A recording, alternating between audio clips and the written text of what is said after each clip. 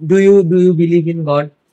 Yes, according to me, there is God, or I mean, there has to be a energy which Drives controls all the, like, মানে living বাংলায় things বলছি। and non-living things as well. Yes, কারণ physics বা অঙ্ক এগুলোকে লোকে বলে language of god. Albert আইনস্টাইনও বলেছিল, মানে science without religion is nothing.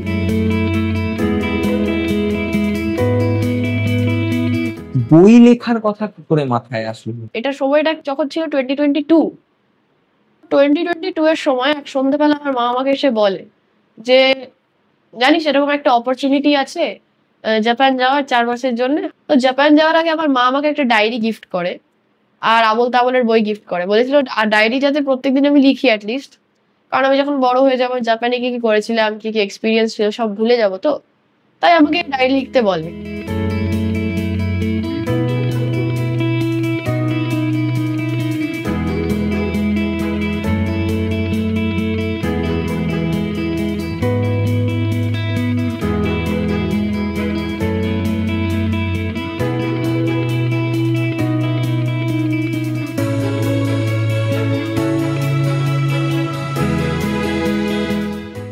জাপানে দিব্যি এনজয় করছি, অনেক এক্সপিরিয়েন্স হচ্ছে, ফিলিংস হচ্ছে, তাহলে আমি আমার ডায়েরিটাকে বইতে কেন কনভার্ট করতে পারবো না? তো এইটাতে আমার মা বাবা বললো যে আমি যদি মানে ভালো করে লিখি, মন দিয়ে লিখি, পুরোটা লিখতে পারি, তাহলে কনভার্ট হয়ে মানে অবভিয়াসলি বই তাহলে ওই ফর্মে পাবলিশ করা যাবে। ইভেনচুয়ালি পরের দিনই প্রিফেস লিখি, তারপরে এভাবে লিখতে লিখতে ইভেনচুয়ালি ইন্ডিয়াতে ফিরে আসলাম। তারপরে কিছু মাস পর রাদার বইটা শেষ হলো, তারপরে নয় দেশ পাবলিকেশন কে অ্যাপ্রোচ করে পাবলিশ করা হলো। How Japan is different from India? Firstly জাপানের আমি 5টা জিনিস বলছি different. Firstly cleanliness, second education system, third হলো ডিসিপ্লিন, ফোর্থ হলো এটিকুয়েট, আর ফিফথ হলো খাবার। তুই কি এখন ভারতের হিস্ট্রি সম্পর্কে, ভারতের কালচার সম্পর্কেও এখন ইন্টারেস্ট জন্মেছে? ইন্ডিয়ান হিস্ট্রি আমার খুবই ইন্টারেস্টিং লাগে। দেখো ইন্ডিয়ান হিস্ট্রি এত ভাস্ট, আমাদের ইন্ডিয়ান হিস্ট্রি দেখা গেলে কোথা থেকে কোথায় তোমাকে নিয়ে চলে যাবে। মানে ইভেন কি তোমার শুরু হবে তোমার ইন্ডাস ভ্যালি থেকে, ইন্ডাস ভ্যালি সিভিলাইজেশন থেকে, এন্ড হবে তোমার ওই ব্রিটিশ চলে যাওয়া অব্দি, মানে এত বড় একটা time scale. How do you want to improve India? বললাম cleanliness, discipline. Okay. Any solution তোর মাইন্ডে আছে? প্রবলেমস আমরা সবাই গোনাতে পারি, প্রবলেমস সলিউশন মাইন্ডে আছে। রুট থেকে ক্রিয়েট হয়, তো এটা রুট থেকে সিস্টেম মানে গুলোকে চেঞ্জ করতে হবে।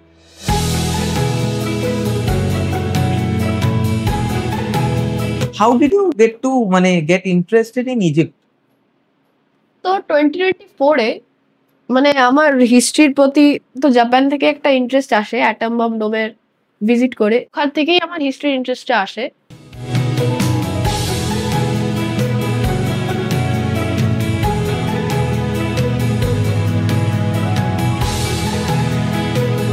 ইজিপশিয়ান হিস্ট্রি এত ইন্টারেস্টিং, মানে পিরামিডস, তুমি ভাবছো অত বড় বড় কলোসাল স্ট্রাকচার পাথরের বানানো, তখন হুইল ইউজ করা হতো না কোনো ট্রান্সপোর্টেশনে।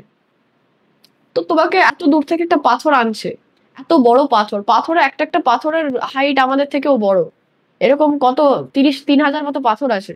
তো একটা পাথরকে এত দূর থেকে আনছে, মানে চাকা নেই, কি করে আনছে। Welcome back to our channel filtered noise. আমি শরদিন্দু। আজকে নিয়ে এসেছি একটা খুব special podcast. So first time আমি একজন 12 বছরের লেখকের সঙ্গে কথা বলছি। ওকে, তো first of all that is very special for me, কারণ আমি এর আগে যতগুলো পডকাস্ট করেছি আমি আমার নিজের আগের প্রজন্মের থেকে অনেক কিছু শিখতে পেরেছি। নাও I got that opportunity to learn from the next generation, and আমাদের সময়কার ছোটবেলা, আমাদের বড় হওয়া was a bit different, and এখনকার ছেলেমেয়েরা, এখনকার প্রজন্ম অনেক বেশি intelligent. They have exposure to the world, they have exposure to lot of data, and আমাদের থেকে টেকনোলজিক্যালি এবং আমাদের থেকে IQ wise they are very forward, and তারা অনেক এগিয়ে। So let's get to learn from সমৃদ্ধ। ও 10 বছর বয়সে নিজের ফার্স্ট বই পাবলিশ করে, 9 বছর বয়স থেকে বই লেখা শুরু করেছে। 11 বছর বয়সে দ্বিতীয় বই, 10 বছর বয়সে দ্বিতীয় বই, 11 বছর বয়সে ওর তৃতীয় বই অলরেডি পাবলিশড। এবং তার সাথে সাথে ব্যাকগ্রাউন্ডে আমরা যখন কথা বলছিলাম, আই গট টু নো ওর ছবি আঁকাতে ইন্টারেস্ট আছে, গান করাতে ইন্টারেস্ট আছে। So for me he is like a miracle boy. So let's get to know him.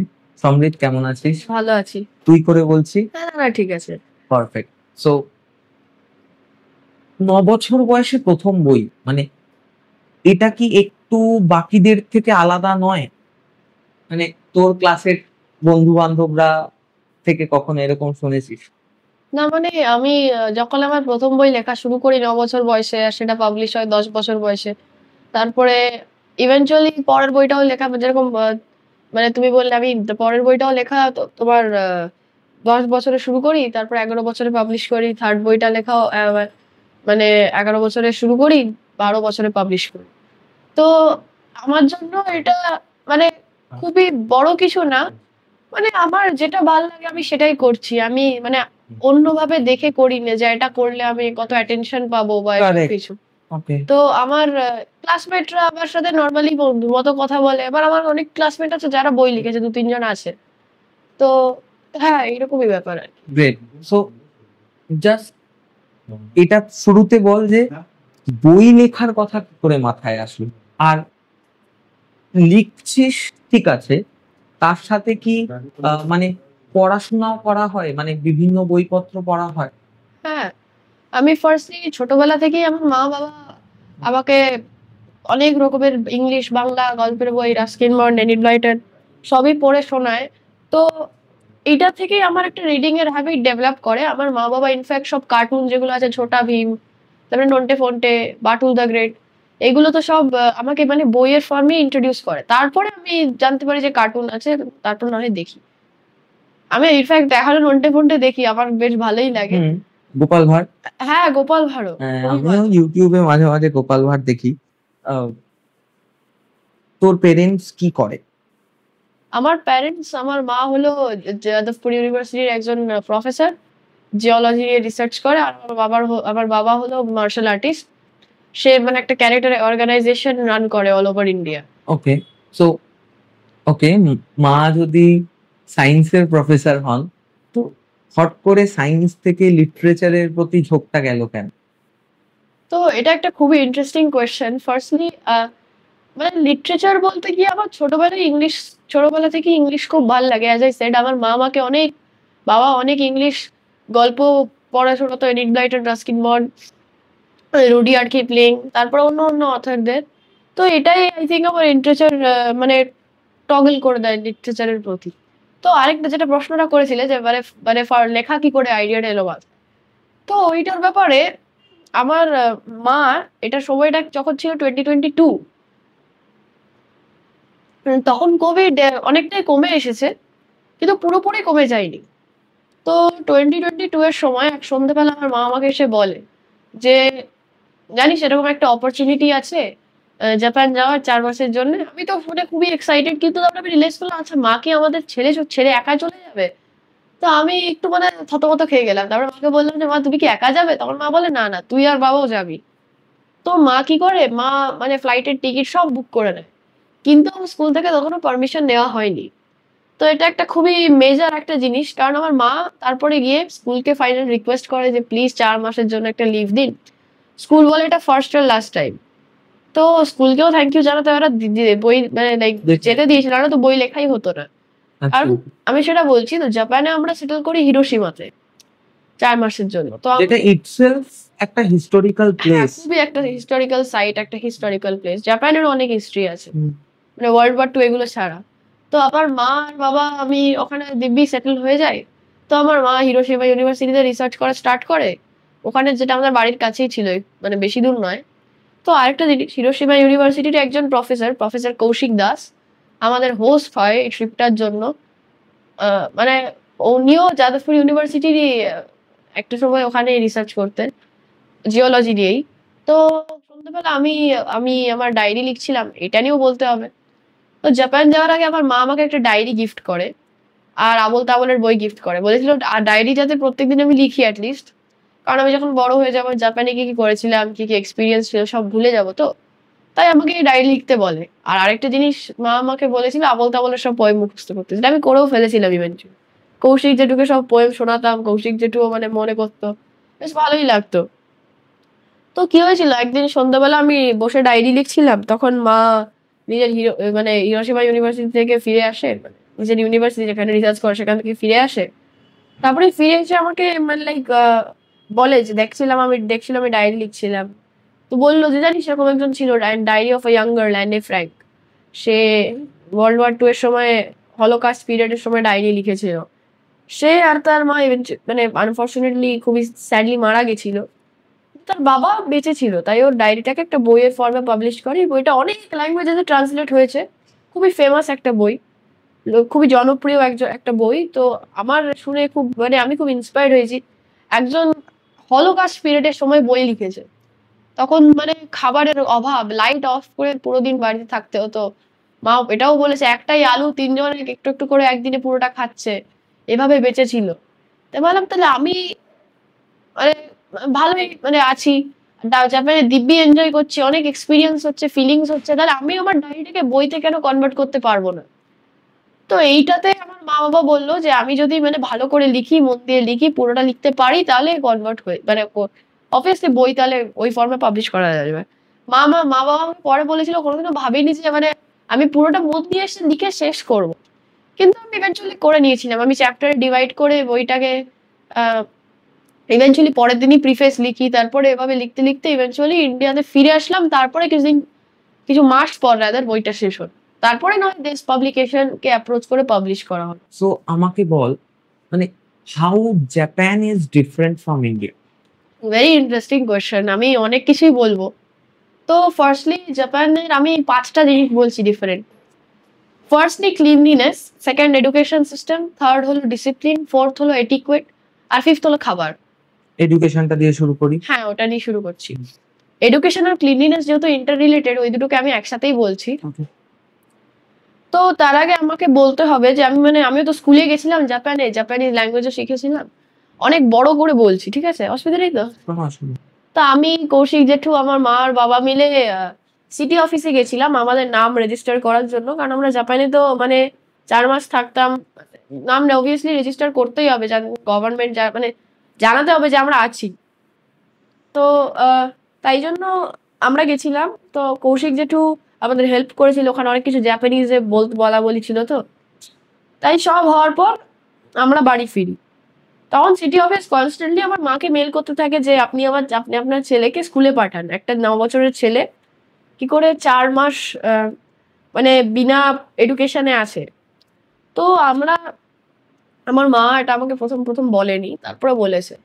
আমি তো শুনে খুবই দুঃখিত, কারণ আমি মানে হট করে থতমত খেয়ে গেলাম যে আমি তো একটা কান্ট্রিতে এসেছি 4 মাস রিল্যাক্স করব বলে, আরামসে থাকবো, এসি চালিয়ে পুরো দিন থাকবো, এরকম ভাবনা চিন্তা নিয়ে যদি কেউ একটা দেশে আসে, অন্য একটা দেশে, তারপর একটা ফেমাস দেশে, মানে প্রত্যেকদিন ভালো ভালো খাবার খাচ্ছে, তো তার আবার হট করে শুনতে হবে ওই দেশের অন্য একটা ভাষা শিখে স্কুল যেতে হবে। ভাষা শেখার ব্যাপারটা বলছি, জাপানের স্কুল কোনো ইংলিশ মিডিয়াম হয় না, জাপানের সব স্কুলই মানে জাপানিজ মিডিয়ামই বলতে পারো।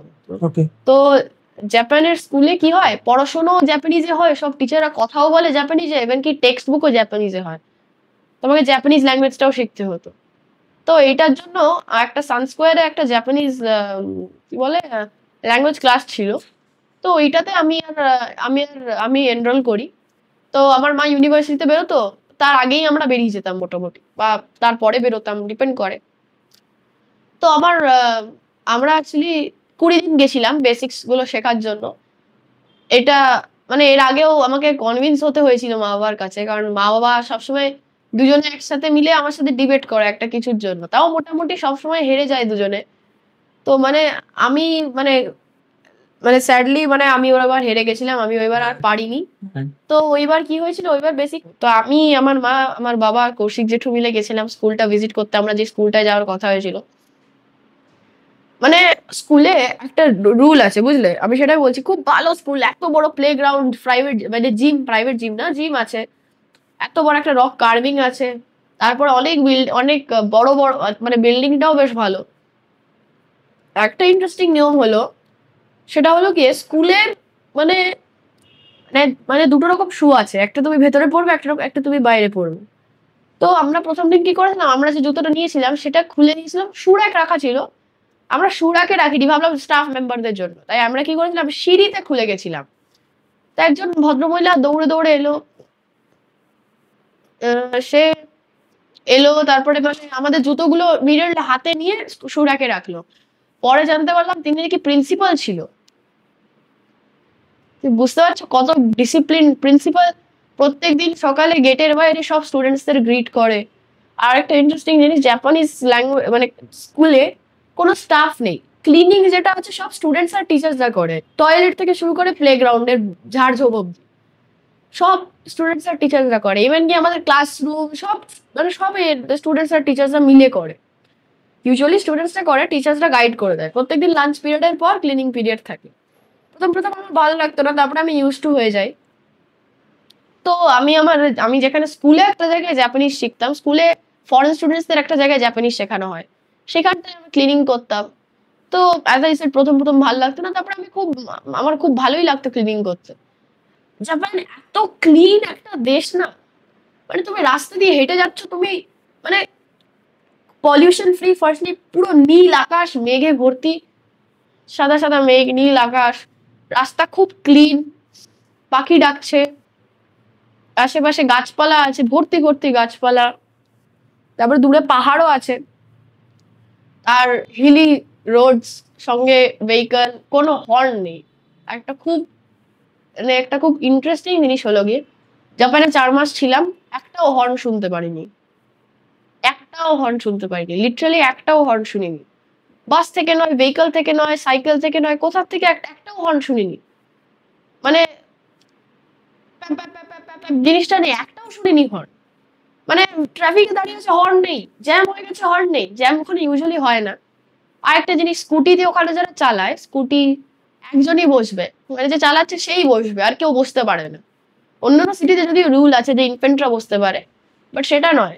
তোমার ধরে নাও রাস্তায় সবাই যাচ্ছে, খুব কুল একটা অ্যাম্বিয়েন্স, অ্যাজ আই সেড ঠান্ডা ঠান্ডা ওয়েদার, সবসময় মোটামুটি ঠান্ডাই থাকে, আনলেস সামার সিজন, খুব cool weather, as I said birds are chirping, তারপরে গাছ আছে সব জায়গায়, খুব একটা ভালো একটা সিনারি। ধরে নাও আমরা এটাও দেখেছি, ধরে নাও একবার দেখেছিলাম একটা কোকো কোলার ক্যান পড়েছিল রাস্তায়, তো একজন যেতে যেতে ওটাকে না তুলে নিজের পকেটে রাখলো, তারপরে কিছুক্ষণ পর আমরা পেছন পেছনে যাচ্ছিলাম একই রাস্তায়, একটা ডাস্টবিনে ফেলে দেয়। আর ওদের ডিসিপ্লিনের ব্যাপারে বলেই লাভ নেই, কয়েকটা জিনিস বলছি। ট্রেন বেরোচ্ছে, রাশ আওয়ার, ট্রেনে 1 গাদা জন আছে, ওরা লাইনে দাঁড়িয়ে আছে, আনলেস এরকম দেখ করে ঢুকে যাচ্ছে ওরকম লাইনে দাঁড়িয়ে আছে, যারা ভেতরে আছে তারা বেরোবে আস্তে আস্তে, তারপর ওরা ঢুকবে। তারপর এসক্যালেটর এটিকুয়েট, সবাই এসক্যালেটর একদিকে লাইন করে দাঁড়াবে, অন্য দিকটা ফাঁকা রেখে দেবে। কেন রাখবে? যাতে ধরে নাও কোনো কারণ এমার্জেন্সি আছে, সে দৌড়ে উঠে যেতে পারবে। ইনফ্যাক্ট এরকম অনেকবার হয়েওছে। তো ব্যাপারটা হলো গিয়ে তোমার এইভাবেই ওদের লাইফস্টাইল, ওরা খুবই ডিসিপ্লিন।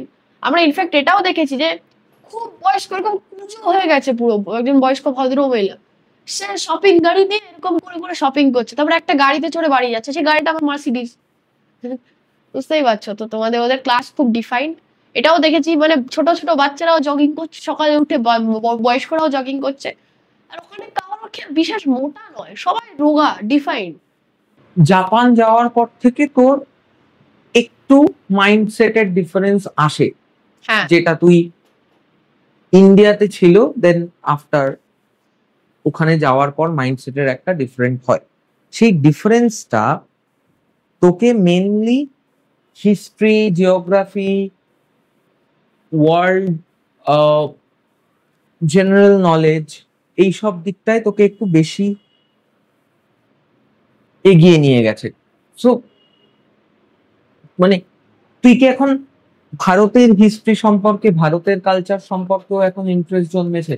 তো মানে ইন্ডিয়ান হিস্ট্রি বলতে গেলে, ইন্ডিয়ান হিস্ট্রি আমার খুবই ইন্টারেস্টিং লাগে। দেখো ইন্ডিয়ার হিস্ট্রি এত ভাস্ট, মানে ধরে নাও একটা দেশের হিস্ট্রি, সেটা মানে সব দেশেরই হিস্ট্রি আছে, তো অনেক অনেক মানে একটু একটু হিস্ট্রি থাকবে, কিন্তু ওরা একটা সার্টেন পিরিয়ডে ফোকাস করে।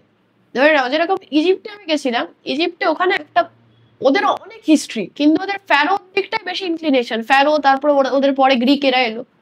আমাদের ইন্ডিয়ান হিস্ট্রি দেখা গেলে কোথা থেকে কোথায় তোমাকে নিয়ে চলে যাবে। মানে ইভেন কি তোমার শুরু হবে তোমার ইন্ডাস ভ্যালি থেকে, ইন্ডাস ভ্যালি সিভিলাইজেশন থেকে, এন্ড হবে তোমার ওই ব্রিটিশ চলে যাওয়া অব্দি। মানে এত বড় একটা time scale. In fact Indus valley সিভিলাইজেশনের আগেও তো মানে লোকে ডেফিনেটলি ছিল, অনেক রিটেন রেকর্ডস আছে।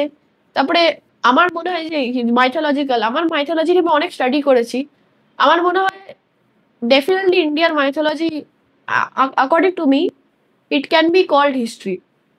মাইথোলজি নিয়ে একটু কথা বলবো, মানে do you believe in God? Yes, according to me, there is God, or I mean, there has to be a energy which Drives controls all the, like you know, মানে living things and non-living things as well. Yes, control করে। কারণ মানে আমার physics like আমার অনেকটাই ভাল লাগে, যদি আমি অঙ্কতে খুব কাঁচা, তাই আমি ফিজিক্সে বেশি দূর এগোতে পারি না। আমার ফিজিক্স খুব ভাল লাগে, কারণ ফিজিক্স বা অঙ্ক এগুলোকে লোকে বলে ল্যাঙ্গুয়েজ অফ গড। কারণ এগুলো যারাই খুব ডিপলি স্টাডি করেছে, যেরকম অ্যালবার্ট আইনস্টাইন, তারা নিজেও বিশ্বাস করতে শুরু করে দিয়েছিল গড রিয়েল। অ্যালবার্ট আইনস্টাইনও বলেছিল মানে science without religion is nothing. তো এটা কেন বলেছিল তোমার মনে? ও তো খুব মান্যগণ্য একজন সায়েন্টিস্ট, তো সেও তো মানে সায়েন্সেই বিশ্বাস করতে পারতো, গড হট করে বিশ্বাস করতে লাগলো কেন? কারণ লোকে অ্যাকচুয়ালি বলে যে মানে কেউ যদি ফিজিক্স খুব ডিপলি বা ম্যাথস খুব ডিপলি পড়ে, সে তাহলে বুঝতে পারবে নেচার কত মানে ইনট্যাক্টলি, খুব কত ব্যালেন্সড ভাবে তৈরি। একটু কিছু এদিক ওদিক হয়ে গেলেই সব ধ্বংস হয়ে যাবে। বাটারফ্লাই নিশ্চয়ই কেউ কন্ট্রোল করছে, এটা লোকেদের মধ্যে অটোমেটিকলি চলে আসে, একবার ম্যাথসে হোক সেই ক্ষেত্রে। তো এই জন্য এত ফেমাস সায়েন্টিস্ট সবাই মানে ভগবানে অনেকেই বিশ্বাস করে। কারেক্ট। সো আজকের দিনে দাঁড়িয়ে যেখানে ইন্টারনেট এবং সারা ওয়ার্ল্ডের সমস্ত লিটারেচার, সায়েন্সের বইয়ের অ্যাক্সেস রয়েছে, আজকের দিনে দাঁড়িয়েও কি আমাদের ইন্ডিয়ান মাইথোলজি রেলিভেন্ট? ডেফিনেটলি। তুমি যদি দেখো, ধরে নাও রামায়ণা, মহাভারত, কত আর্কিওলজিক্যাল রিমেন্স আছে। তুমি যদি দেখো, একটু ডিটেলে রিসার্চ করে দেখো, রামায়ণা কোথায় সীতাকে কেভে রেখেছে, সেই কেভও আছে। মানে রাবণের লঙ্কার রিমেন্স গুলো, সেগুলো লোকে বলে একটা ছাই হয়ে পাহাড় হয়ে গেছে, সেটাও আছে। রাবণ আর কোথায় হনুমানজি যে ছাই করে দিয়েছিল ওটা। তারপরে ইভেন কি কোথায় ব্যাটেল হয়েছে সেটাও আছে। কুরুক্ষেত্র যেখানে ব্যাটেল করেছে সেখানে ইভেন কি পুরনো সব রথ পাওয়া গেছে, একজনই রথটা চালাতে পারবে এরকম রথ পাওয়া গেছে। ওগুলোর কার্বন ডেটিং করে দেখা গেছে যে ওগুলো নাকি মানে লিটারালি তোমার ওই 3000 BC-র মতো কাছাকাছি পুরনো।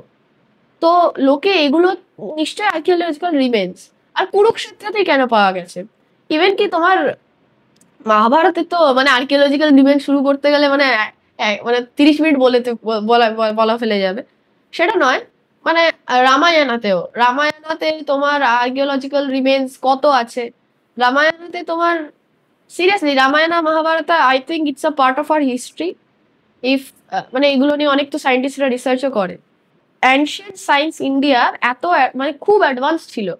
মানে তুমি যদি একটু দেখো লাইক মানে কত বছর আগে আমাদের আমাদেরই অ্যানসেস্টার্সরা বলে গেছে যে পৃথিবী একটা গোল, মানে যে শব্দটা ছিল ভূগোল। মানে মানে ভূমি, মাটি ওই হলো, গোল মানে স্ফিয়ার। তো কত বছর আগে বলে দিচ্ছে, ওরা ক্যালকুলেট করেছে যে আর্থের থেকে সানের কত ডিস্টেন্স, সব ম্যাথামেটিক্সে সব ক্যালকুলেট করেছে। বেদে কত সায়েন্স আছে, নিশ্চয়ই আছে, মাইথোলজি, অ্যানশিয়েন্ট সায়েন্সও আছে। তো তাদের কাছে তখনও আনসার ছিল।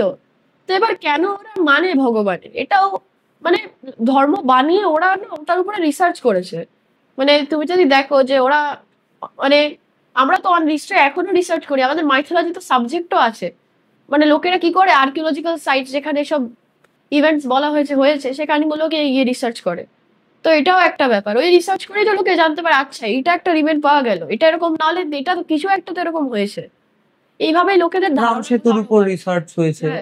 আর তারপরে কতজন আমাদের ছিল, আমাদের পরপর কতজন এসেছে, আমাদের ভগবান যখনই দেখছে সমাজ সরে যাচ্ছে ভগবানের দিকে ঠেলে দিচ্ছে। যেরকম স্বামী বিবেকানন্দ, শ্রীরামকৃষ্ণ, এরা তো মানে লিভিং ম্যান গড ছিল, এদের ব্যাপারে তো কেউ কিছু বলতে পারবে না না। How did you get interested in Egypt? তো 2024-এ মানে আমার হিস্ট্রির প্রতি তো জাপান থেকে একটা ইন্টারেস্ট আসে, অ্যাটম বম ডোমের ভিজিট করে জাপানে যেটা আছে। তো অ্যাটম বম ডোমটা নিয়ে বলতে গেলে এটা খুব ডিস্টার্বিং। ওটা একমাত্র ডোম বেঁচে ছিল হিরোশিমা হিরোশিমা অ্যাটম বম পড়ার পর। জিনিসটা খুবই ডিস্টার্বিং, ওটা নিয়ে আমি খুব ডিটেলে বইতে লিখেছি। ডিস্টার্বিং জিনিসগুলোকে একটু একটু ইগনোর করে, যদি একটু করেও তো লিখতে হয়েছে। তো ব্যাপারটা কি হয়েছে, ওখান থেকেই আমার হিস্ট্রির ইন্টারেস্টটা আসে। ওয়ার্ল্ড ওয়ার 2 নিয়ে পড়ি, তারপর আমি eventually Alexander the great, Napoleon পড়তে পড়তে পড়তে পড়তে ইজিপ্টে চলে যাই। ইজিপশিয়ান সিভিলাইজেশন নিয়ে পড়া শুরু করি।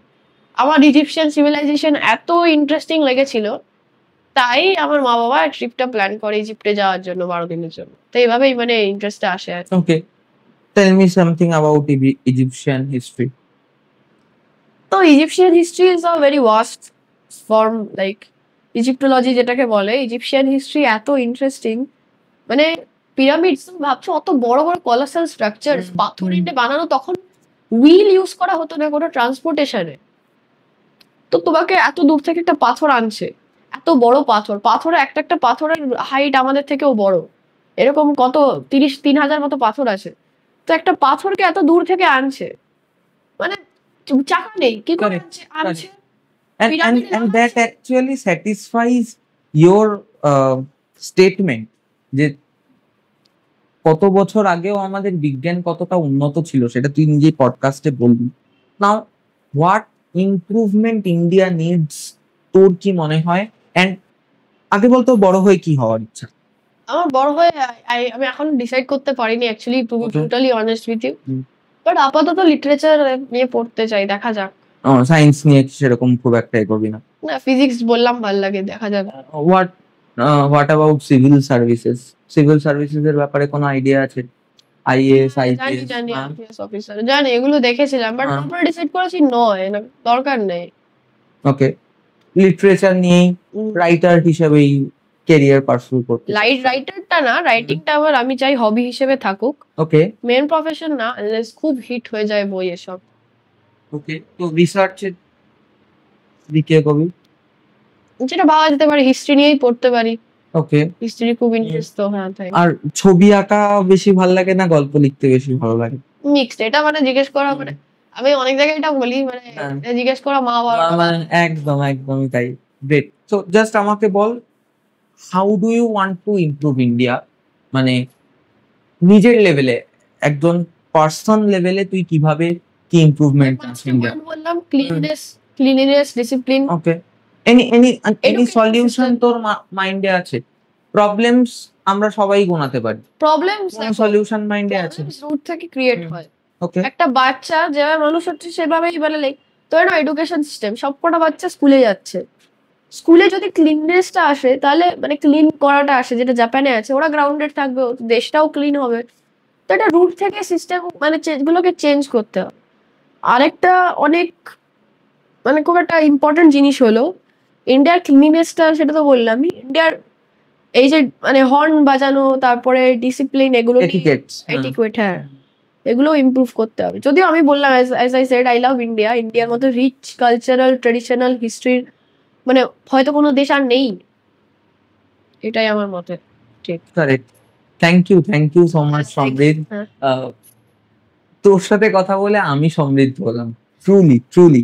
So it was a great experience talking to you. আর জীবনে অনেক এগিয়ে যা, তোর যা যা স্বপ্ন আছে সব পূরণ হোক আমাদের তরফ থেকে, আমাদের চ্যানেলের তরফ থেকে অনেক অনেক শুভেচ্ছা রইল তোকে। And keep continuing your journey and don't change yourself. How you are, just keep on going, keep on learning, keep on gathering knowledge, and just be yourself. You will be thank you so much. a star one day. I hope so, and I pray for that. Thank you so much.